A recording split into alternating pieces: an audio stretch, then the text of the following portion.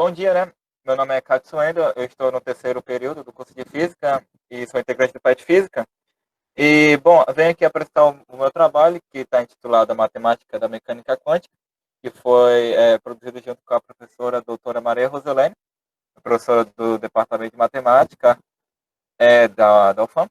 E, bom, primeiro, né, eu gostaria de dizer, relacionado ao título, que, por mais que esteja dizendo matemática, a gente só fez um ensaio teórico sucintamente da álgebra linear envolvida na teoria.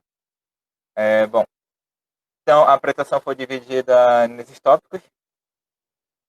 A justificativa de fazer o trabalho foi começar minha primeira iniciação científica, foi meu primeiro contato com uma pesquisa em Minas Gerais, né? Ainda mais nesse nível. Então, de certa forma, foi fornecer técnicas da teoria de operadores lineares, aprimorar conhecimentos que eu tinha adquirido e apresentar uma abordagem científica dos elementos matemáticos e físicos envolvidos na teoria. Bom, a introdução, eu vou falar um pouco do produto interno, a norma, o operador linear, adjunto, enfim. Bom, primeiramente, né, a ferramenta básica da mecânica quântica parece que tem alguma coisa a ver com operadores lineares. Então, basicamente, para lidar com mecânica quântica, a gente vai lidar com espaços vetoriais complexos. Bom, e no espaço vetorial é muito útil ter um produto interno definido. Bom, aí o produto interno ele é uma aplicação em que pega dois elementos do espaço vetorial, né, e leva no corpo dele. Aí, onde ele gosta dessas seguintes propriedades. E diferentemente do produto interno, onde o corpo é os reais, a propriedade de quarto, a 4 não tem um conjugado, né? E o negócio interessante é que da propriedade 2 e 4, a gente adquire essa nova propriedade, por assim dizer, né? E no fundo é só usar tipo, se o lambda estiver não na primeira entrada, mas na segunda, ele vai sair conjugado devido a essas duas propriedades, a 2 e a 4. Bom, no espaço vetorial, né, também definido produto interno, é natural definir uma norma, que ela é uma aplicação que pega um elemento do espaço vetorial e leva no conjunto dos reais, como ele pode ser definido dessa forma aqui, onde ele tem essa seguinte propriedade. Bom, um espaço vetorial, né, sobre o corpo descomplexo, e que ele tem um produto interno bem definido e uma norma bem definida, ele vai ser chamado de Hilbert se ele for completo, né? Se toda a sequência de Gauss convergir nele. Bom, um espaço vetorial que parece bastante comum até, simples quer dizer, é o CN, né? Seguido desse produto interno, que é o produto interno usual. Bom, um negócio interessante que parece que dependendo do fenômeno que a gente quer modelar, seria bem interessante se a gente pudesse trabalhar apenas com espaços finitos. Mas aparentemente a mecânica quântica ela precisa de espaços de dimensões maiores para poder, quer dizer, mais gerais, para poder trabalhar. Aí um espaço que parece bastante usual é esse, que é o espaço do L2 das funções de quadrado integrável. Bom, os elementos desse espaço, né, eles são funções que saem de Rn eleva em C. Ele é interessante porque se a gente quiser modelar ou estudar uma partícula que, ao invés de ela andar em R, ela está andando em Rn, né? Aí tem como a gente fazer esse estudo com esse espaço. Onde a integral do módulo ao quadrado dos elementos dessa função ele tem que ser finito. Um elemento desse... E, bom, a gente pode definir o produto interno desse espaço de Hilbert como sendo esse daqui. Onde, naturalmente, né, a gente pode definir uma norma também. Certo. Bom, uma transformação linear, ela é uma função em que preserva os axiomas dos espaços vetoriais. De tal forma em que, se a gente pegar dois elementos de H1, por exemplo, aqui, e um escalar corpo, vale essa linearidade aqui. Caso os espaços sejam o mesmo, a gente vai denotar essa transformação de operador linear. Um conjunto das transformações lineares, né, ele é denotado por L de H1 e H2. Caso os espaços sejam o mesmo, né, simplesmente denota por L de H1. Bom, esse conjunto, se a gente usar a operação de soma de multiplicação por escalar, quer dizer, se a gente tem um operador ou uma transformação linear e soma com a transformação linear, isso resulta em uma transformação linear. E se a gente tiver um escalar multiplicando a transformação linear, isso também vai resultar em uma transformação linear. Então, meio que a gente pode dizer que o conjunto das transformações lineares ele é um espaço vetorial. Bom, uma transformação bastante útil é a da adjunta, em que ela é uma função que a adjunta de uma transformação linear, ela é uma função que ela está definida no contradomínio do operador de uma transformação linear, e essa imagem é o domínio dessa transformação T. Bom, como a gente pode ver aqui, né, essa adjunta, né, ela vai ter essa propriedade aqui, ela é definida dessa forma, que se ela satisfazer isso, ela vai ser uma adjunta de T, e onde a gente vai denotar essa G por T estrelinha. Caso os espaços sejam os mesmos, e resultar de coincidir a transformação linear com a sua adjunta, então a gente diz que essa transformação linear T vai ser autoadjunta. Aqui temos as propriedades dos operadores adjuntos. Se a gente tem um operador linear em que ele está elevado a um número, entre aspas, né, a um número natural, ele, no fundo, ele é uma composição, né, dessa mesma transformação linear, desse operador linear, N vezes. Bom, um negócio que também é bastante interessante é do alto vetor, dos autovalores, na verdade. Porque, bom, aparentemente eles têm um papel fundamental na mecânica quântica. Caso os autovalores, quer dizer, os autovalores no fundo, eles vão ser os possíveis valores de quando a gente quando a gente faz uma medição em um sistema físico quântico. E uma medição, bom, para o físico, né, ela é aquilo que a gente obtém no laboratório, aquele valor que a gente, na hora que a gente faz uma mensuração, a gente acaba obtendo. E então, um alto vetor, um alto valor, ele é um escalar no corpo de de um determinado espaço vetorial. Ele vai, não, melhor. Ele vai se chamar alto valor, né, de um operador, se caso no espaço vetorial onde esse operador está atuando, caso tenha um elemento lá que seja diferente de zero, né, do vetor nulo, no momento que a gente aplica esse operador nesse vetor, isso vai resultar no múltiplo desse vetor.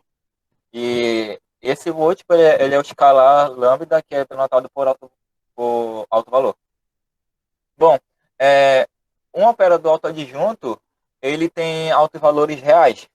E na mecânica quântica, né, faz muito da utilização de operadores autoadjuntos, porque ele tem essa propriedade dos altos valores sendo reais, facilitando na hora da gente fazer a medição, ou seja, obter o valor no laboratório, que ele seja real. Bom, aqui temos a definição da inversa, que a inversa, em linhas gerais, né, a inversa de um operador é quando esse operador composto com a inversa, ele vai dar o identidade. E a gente denota por menos 1, elevado a menos 1, elevado, entre aspas.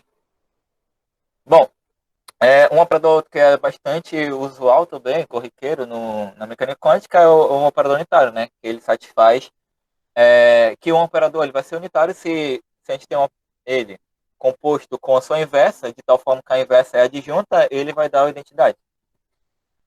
Esse operador unitário é bastante usado porque ele tem uma propriedade de não alterar o tamanho do vetor. Então, mais lá para frente a gente vai ver que é, a densidade e probabilidade de a gente obter a posição de da partícula, né, no sistema físico quântico vai resultar da norma do vetor. Então, é bom que a probabilidade não altera. Bom, uh, os autovalores do operador unitário, eles vão ser números complexos, né? E que a norma deles é igual a 1. Bom, agora vamos para o formalismo. Uma transformação linear, ela é definida de um espaço vetorial e leva num corpo desse espaço. O conjunto dessa transformação linear a gente vai denotar por espaço dual do espaço onde o operador funcional linear está atuando. Então, como o operador funcional linear está atuando em H aqui, então a denominação, né, vai ser dual de H para o conjunto das transformações lineares. Um teorema que é bastante importante, né, na minha visão, é o do teorema de Risch, que, assim, falando grosso modo, ele diz que se a gente tem um conjunto de transformações lineares, quer dizer, se a gente tem uma transformação linear no conjunto da transformação lineares, né, então vai existir um único elemento no espaço onde ele está atuando, de tal forma que a funcional linear pode ser definida dessa forma unicamente, né? Então, é interessante isso porque tem uma aplicação, a gente pode pegar uma aplicação sigma que leva do dual de H no H de tal forma que ele é bijetora. Então, todo elemento do espaço vetorial H, ele vai ter um único funcional linear aqui. Bom, outro teorema que é bastante interessante para quando temos espaço de dimensão finita, né? É o teorema espectral, que se a gente tem um operador autoadjunto em que nesse espaço que o espaço vetorial dele é de dimensão n, então esse teorema garante que vai ter uma base inteiramente formada de autovetores, com autovalores que não são necessariamente nulos, é diferente. Bom, aí aqui a gente pode ver, né, que a gente chama de decomposição espectral de T esse somatório, que atua da mesma forma que T. Ele atua da mesma forma que no mesmo espaço, né? Atua da mesma forma. Bom, outro operador que é bastante usual também na mecânica quântica é o operador exponencial de um operador, que ele é definido como essa sequência aqui. E a sequência tem que ela é bem definida porque, como o conjunto das transformações lineares é um espaço vetorial, então a soma de operadores lineares, a gente sabe como fazer, multiplicação por escala também, e a composta, ela né, como já foi dito, aplicação desse operador N vezes, né? Bom, a inversa da exponencial de um operador, essa é denotada por a exponencial de menos t, né? Bom, se caso o operador ele é autoadjunto, então a exponencial definida dessa forma aqui, ela é unitária. Ou seja, né, ela composta com a sua adjunta, ela resulta a identidade. E usando as propriedades desse operador adjunto, a gente chega na inversa, e que no fundo é igual à adjunta. E bom, um negócio bastante interessante desse operador é que se a gente tem um autovetor num determinado operador, a exponencial desse operador ele vai assumir esse autovetor com o autovalor sendo Euler do autovalor do próprio operador T. Como a gente pode ver aqui.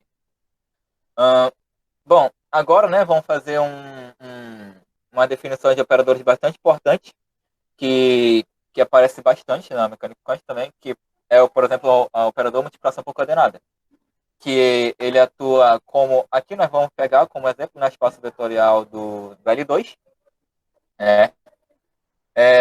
Bom, enfim, que esse operador, no fundo, ele pega um elemento desse espaço vetorial, L2, e leva uma multiplicação de uma coordenada é, fixa, né, J, multiplicando o elemento que está em L2, como a gente pode ver aqui.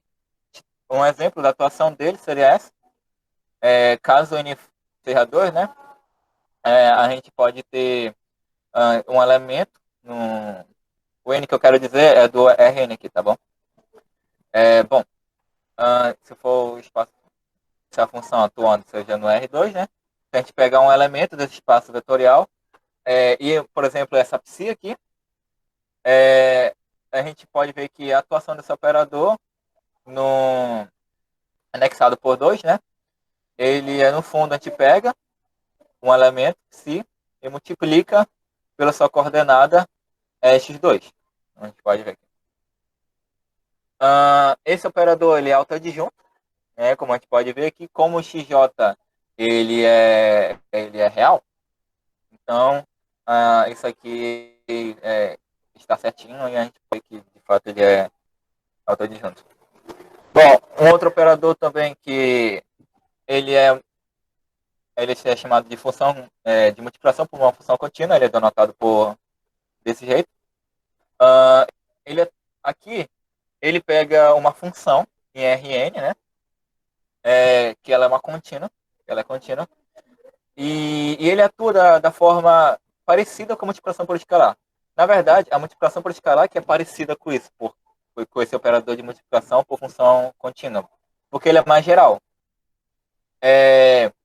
Ele atua como a gente pega uma psi, a gente pega um elemento do espaço de Hilbert, ele atuando nesse elemento dá na multiplicação de uma função, multiplicando simplesmente esse operador, esse elemento do espaço de Hilbert.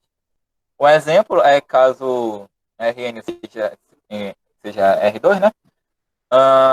E a gente pega essa função aqui, contínua, a gente pega de novo a nossa função de teste, né? Que é esse elemento aqui, de L2. A gente vê que quando esse operador atua nesse elemento, ele é igual a essa função multiplicada com esse elemento. Ele também atua adjunto, porque fazendo da mesma forma, tirando aqui, né, x e colocando o operador de multiplicação por escalar, como aqui vai dar a função, né? Aqui vai ficar o local de xj, vai ficar a função. Como a função ela também é real, então pode ser feito esse, de tal forma que também vai dar adjunto. Autoadjunto. Bom, um que é bastante interessante é esse operador, momento. De alguma forma, o momento a gente associa ele com um operador. E aí ele atua, bom, dessa seguinte forma, ele é menos de I h cortado da derivada de um elemento no espaço de Hilbert por uma das coordenadas desse espaço.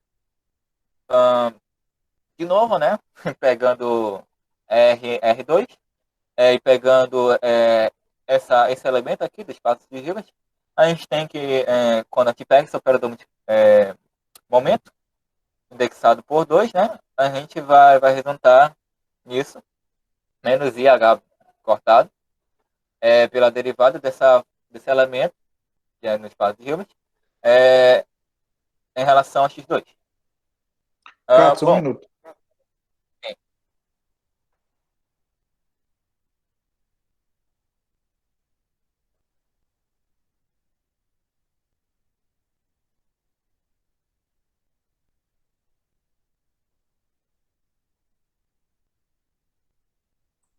Pode continuar, só tem mais. Tá quase acabando o tempo, é só você ter o controle. Tá. Tá, certo. Bom, aqui no resultado, eu vou dar um exemplo da quantização, primeira quantização, né, do Hamiltonian clássico, que vai descrever o oscilador harmônico. Bom, para resolver um problema de física clássica, né, se a gente tem uma partícula que se movimenta no espaço, ela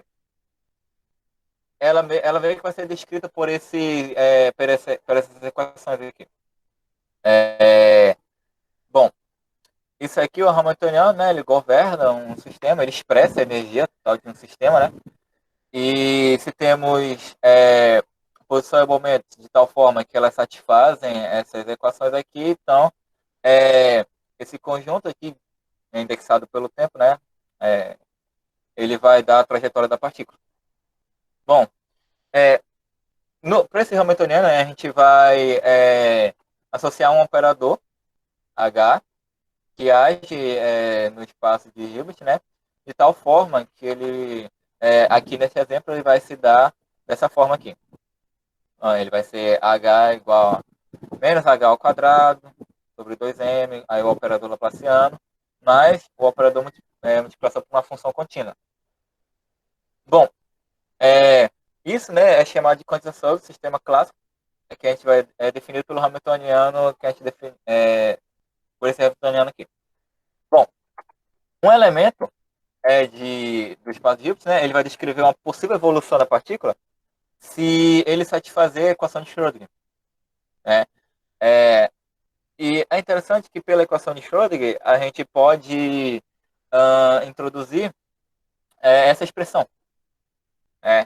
Que no fundo, então, uma função, um elemento do espaço de Hilbert vai satisfazer a equação de Schrödinger se satisfazer essa expressão. Bom, aqui no exemplo, se dado o operador multiplicação por uma função contínua seja dessa forma, então o operador hamiltoniano clássico, né, vai ser associado ao hamiltoniano clássico, que é esse aqui, que é dado pelo estudo harmônico. Ele vai ser dado por essa forma. E um detalhe é que temos uma expressão aqui abaixo que a gente vai utilizar, que a derivada de uma exponencial dessa forma, ela vai ser dada como isso. E então, se a gente pegar uma função do elemento do espaço de Hilbert, se a gente pegar um elemento do espaço de Hilbert, que ele é assim, ele é uma função dessa forma, se a gente derivar ela, esse elemento em relação a t, a gente obtém isso aqui. E se a gente derivar duas vezes em relação a x, a gente vai ter isso daqui. Bom, então se a gente usar aquela expressão para ver se esse elemento satisfaz a equação de Schrödinger, a gente vai obter isso daqui. Se a gente fazer substituições, a gente vai ver que de fato isso é verdadeiro.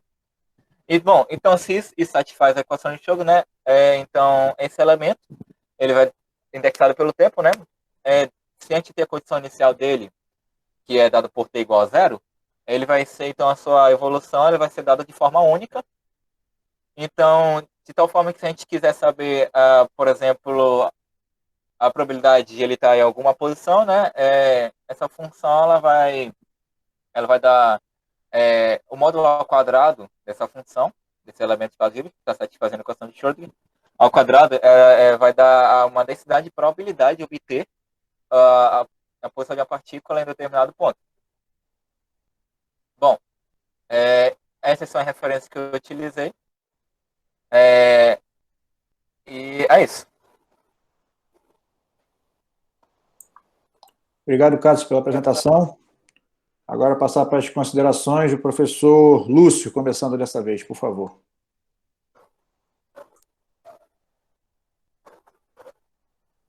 Não estou conseguindo ouvir, professor. O microfone está desligado, Lúcio.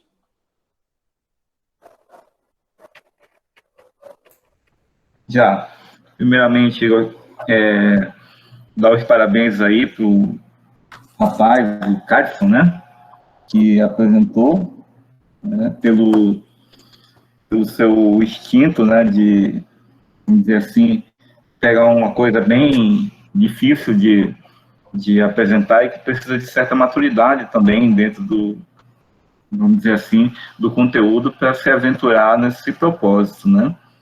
O primeiro destaque que eu faço no seu trabalho é o tema, né? O tema não está configurado como um tema de trabalho, e isso gera um problema no trabalho como um todo, porque a gente não entende o que é que você quer fazer, né? Então, eu até digo que você poderia olhar para o trabalho e colocar ali 2 pontos, subtema qualquer coisa ali, o teorema de Hess, a importância de tal, né? para que o trabalho tivesse algum norte, porque você enfrentar a matemática da mecânica quântica, isso é tema de livro, né? E às vezes, em um só livro, a gente não consegue fazer isso se a gente não tiver uma boa estratégia para atacar esse problema. A segunda coisa é, novamente, a questão da justificativa, né? Mas como o tema não nos remete a uma justificativa, você vai explorar a matemática da mecânica quântica. Já sabemos que existem até livros do INPA, por exemplo, que tem essa questão matemática para mecânica quântica para matemáticos. Tem outras obras que apresentam essa descrição. Então, ali da justificativa, eu acredito que você deve procurar uma maneira de justificar o seu trabalho, né? Dentro de alguma coisa pontual ali que você deve destacar, porque tentar fazer toda a coisa fica muito complicado. O outro destaque é a questão da sua perspectiva histórica do problema, né? Aí eu acredito que seja necessário uma estratégia. Você tem que olhar para o desfecho lógico do seu projeto de exploração da matemática, da mecânica quântica, e perceber, né, que a história da mecânica quântica vai te levar, né, quase que impreterivelmente àquele processo de axiomatização e matematização que você se propõe, mas é isso que você precisa perceber. Por isso que eu digo que um estudante que tenha pago já a mecânica quântica 2 ali, possa ter essa percepção. Mas é claro que eu achei que você explorou muito bem, né, e até surpreendendo aqui. Então, veja, você focou ali na parte histórica, uma justificativa a partir de Planck e Einstein, eu acredito que seja um equívoco, né? Porque naquele momento a matemática da mecânica quântica ainda não tinha surgido no processo, né? Você tem as ideias de Planck e Einstein, depois você tem Bohr e Wilson Sommerfeld, e aí já começa a aparecer alguma finalidade semiótica dentro do processo matemático, né? E após você tem um belíssimo trabalho de Broglie, né, que é complementado, uma história bem interessante, que o Schrödinger lê o trabalho de Broglie e vai apresentar um seminário, e o camarada Debye, né, pergunta para ele, mas sim, se é uma onda, e está tudo escrito aí, mas que equação de onda, né? E ele diz que vai providenciar a equação de onda que corresponde ao trabalho de Broglie, né, que associa a matéria a um comprimento de onda e a um comprimento oscilatório, e depois você vai, né, para uma interpretação sobre o que significa aquele psi, né, mas veja que na medida que Schrödinger apresenta uma equação diferencial parcial, né, você com toda a análise funcional, você diz, olha, aqui, ou especificamente Sobolev, diz, não, aqui eu tenho associado, né, ao conjunto de soluções dessa equação, um espaço de dimensão infinita e assim por diante, né? Então, seguindo esse processo para a questão de operadores, você tem Heisenberg com a ideia de associar operadores, depois é seguido por Dirac, e depois é seguido por von Neumann com uma coisa mais heavy metal mesmo, de matematização do processo. Então, veja que a escolha de Planck e Einstein não foi muito feliz, porque você muito bem poderia ter focado entre Schrödinger e Heisenberg e descido ali, está aqui uma equação diferencial parcial, o que ela tem? Olha, ela tem associado a solução e, né, um espaço de Hilbert. E aí vem a questão dos postulados da mecânica quântica que eu não vi no seu trabalho, né? Você poderia pegar o livro aí como é o nome dele, Igor, que vai apresentar aí um seminário, eu sempre esqueço o nome dele. Oi? Sobre epistemologia, Mariano? Não, o professor lá que não sei o que Pessoa, é o Ivaldo Pessoa. O Ivaldo Pessoa, sim, ele vai participar desse. Então, o Ivaldo Pessoa, eu indico o livro dele para você, de Conceito de Mecânica Quântica, porque ele apresenta, vamos dizer assim, os postulados, e depois ele vai mostrando como é que você escreve matematicamente os postulados? Senão você poderia ter, vamos dizer assim, trabalhado isso e depois dizer, olha, esse postulado basicamente significa o quê? Vamos ver, quadrado sumável, por exemplo. E quadrado sumável significa que está nesse espaço aqui, L fulano de tal, né? E aí você conseguiria ir associando esse processo. Então, eu acredito que você poderia muito bem ser favorecido nisso aí, e aí ir apresentando essa transcrição, né, dos postulados a partir daquele propósito matemático que você tem. Por exemplo, a medida do operador, postulado 1, postulado 5, postulado 4, e assim por diante, significa probabilidade, assim, né, e pescando isso e organizando. Mas, certamente, eu estou falando isso, já estudei bastante, né, eu poderia ter um livro no futuro sobre isso, mas seria necessário que o aluno tivesse muita maturidade. E eu acho que vamos dizer assim, o seu senso empreendedor, né, aventureiro, que o físico tem que ter, e você foi lá e não vou estudar, né, isso aqui é uma coisa bem hardcore, é uma coisa que a gente espera que um bacharel tenha aí essa coragem, né? Então, apesar dessas coisas, e aí fica a complementação do seu processo de formação científica, apenas no final aqui, na conclusão, né, tem uma palavrinha que eu pediria imediatamente que se fosse mudada, né, que você diz que o operador está entrelaçado com alguma coisa. Na verdade, está associado, né, está associado vamos dizer assim, ao espaço de Hilbert, na verdade, não só o operador, mas como as soluções da equação é que se formam um espaço, né? E aí os operadores são operadores daquele espaço, né? Operam naquele espaço lá. E a mecânica quântica começa a ser escrita matematicamente ali, e o palco matemático da mecânica quântica nasce e floresce naquele momento, né? E que depois a gente vai para na formação de Feynman, que será o seu próximo trabalho, né? Então, já adiantando aqui, né? Mas eu gostaria de ouvir a orientadora, está por aí? Sim, ela está presente. Eu vou dar a palavra para ela depois que o Rinaldo fizer as considerações.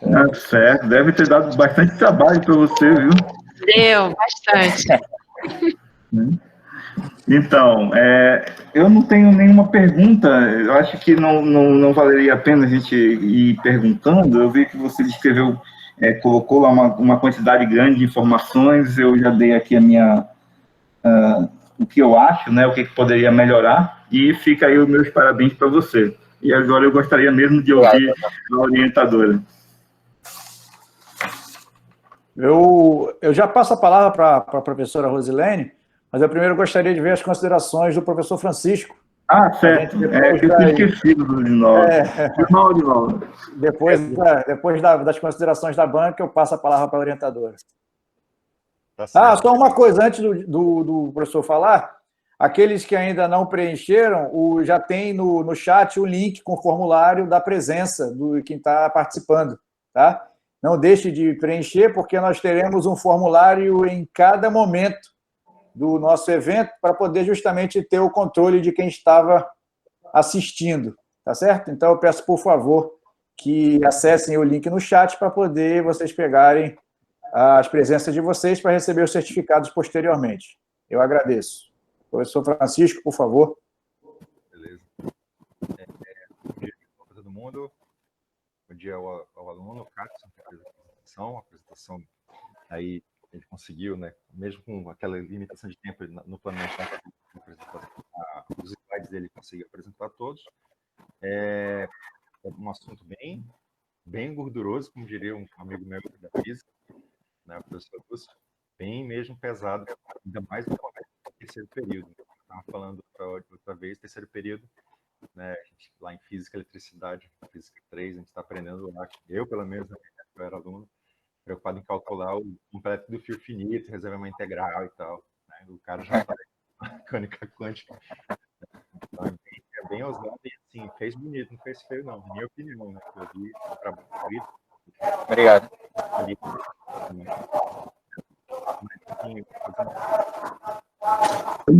O teu microfone aí está com problema. Meu microfone tá com problema? Agora tá bom, agora ficou bom. Ele tá caindo aqui, deixa eu botar logo na boca. Então, fazendo uma observação parecida com o que o Lúcio fez no primeiro trabalho, em relação só à estrutura do trabalho, o resumo. Na minha opinião, ficou muito extenso, muitos parágrafos, né? Já estava com cara até de uma introdução. Dá para condensar ele também, ainda mais se você seguir essa recomendação do professor Lúcio também, de, por exemplo, dar um título para especificar um pouco mais o tema do trabalho, né? Que está muito aberto para esse tipo de um livro mesmo, né? A temática da mecânica quântica, bem abrangente, teoricamente, né? E aí poderia fazer um resumo um pouco mais condensado, um pouco mais focado, principalmente na parte final, que foi uma parte mais tua, autoral, talvez, ali, né? Alguma coisa, focou em alguma parte específica. Então, essa parte do resumo extenso, com os parágrafos, não é usual, né, ter o parágrafo. Outro detalhe é a única figura do trabalho que se colocou, que representa ali aquela função, né, ela está sem label, ela está sem uma legenda, não coloca a legenda, porque a única figura que a gente coloca no trabalho, né, a gente tem que fazer sempre menção a ela no texto, pelo menos, ou não coloca no grupo, né, colocar ali o label, vai provavelmente ter feito referência a ela para descrever a função, e tu falou aí no trabalho que tem bastante coisa, tem a parte das relações dos operadores, mas eu não sei se eu vi, já que estava falando bastante sobre os operadores, eu não sei se tu falou da parte daqueles operadores que tem o de rotação, né, que gera aquelas rotações na esfera de Bloch, tem aquele espaço todo dos spins, por exemplo, né, que, por exemplo, experimentalmente poderia fazer comparações com pulsos, que eu posso mudar orientações desses spins. E essa matriz rotação, que ela não muda o tamanho do vetor, como se fosse, né, ela não vai mexer com a norma, o módulo, ele é importante para essa parte, por exemplo, da computação quântica. Esses pulsos que você aplica, você faz, por exemplo, lá no contexto dessa parte da informação quântica, você faz o paralelo com as portas lógicas, né? E aí da parte analítica ali das contas, quem faz esse papel seriam essas matrizes de rotação, certo? Então, acho que eu não sei se tinha, eu não vi, na apresentação também, de novo, acho que não vi. Valeria a pena só colocar, não sei, porque dá para fazer um paralelo com um pouco mais da coisa mais atual que tem aí, né, que vai continuar sendo sempre atual essa parte de computação quântica, porque tá que nem o Cyberpunk 2077, né?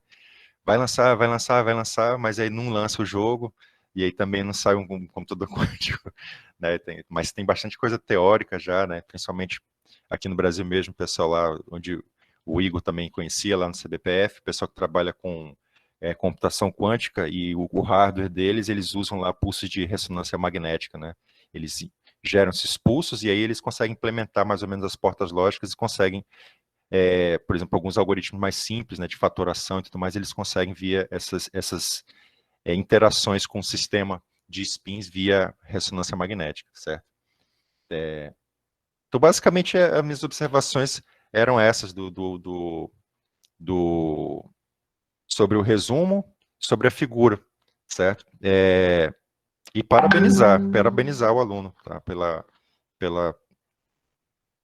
Não vou dizer ousadia, que a palavra parece que não tem condição, mas parabenizar mesmo pela escolha do assunto, e é orientadora, com certeza, né, por servir ali de base nessa tarefa aí, né? Terceiro período, então aguarde aí que no oitavo já vai estar show de bola. Parabéns aí aos dois, ao professor e ao aluno. Obrigado, professor Francisco. Agora passar a palavra à professora Rose, fazer suas considerações, já que ela está presente, agradeço desde o início aqui com a gente. Bom dia a todos. Eu que agradeço aqui estar presente nesse seminário. Agradeço também a sugestão dos professores, os comentários. Eu acho que tudo é relevante, né?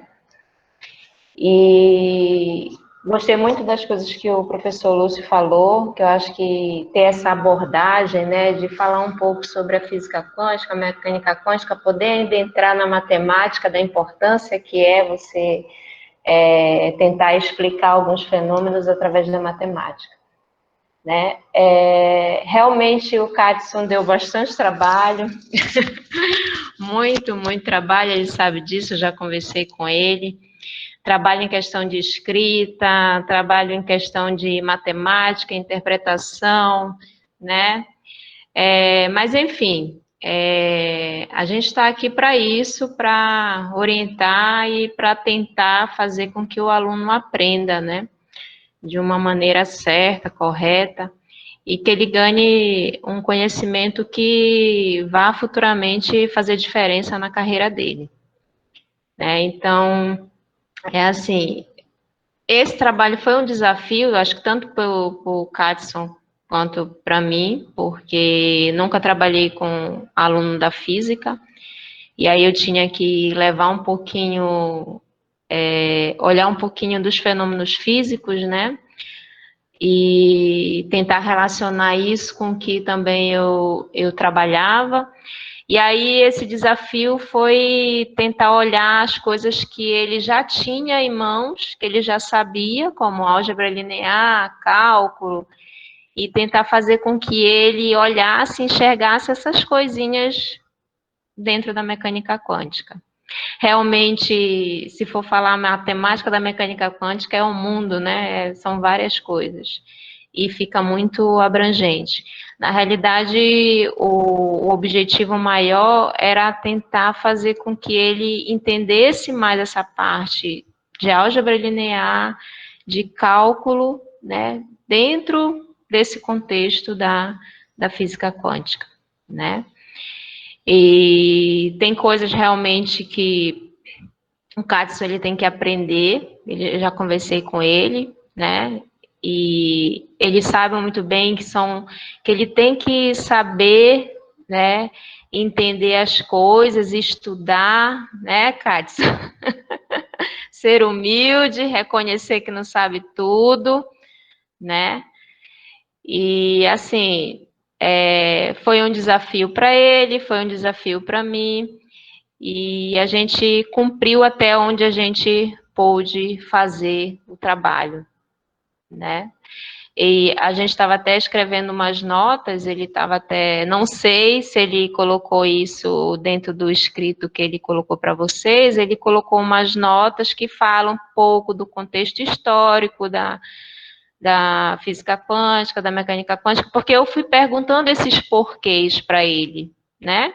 Porque o aluno tem que se questionar e saber por que eu vou estudar isso? Por que a equação de Schrödinger ela é importante, né? Ela está ali para quê? Para que ela serve? Eu sempre fazia esses questionamentos para ele mesmo tentar explicar e estudar, né? Estudar essas coisas que são importantes, né? Então, agradeço mais uma vez, agradeço o Igor, tá? Por participar aqui e agradeço o comentário dos professores da banca. Obrigado, professora Rose. Então, a gente fecha aqui a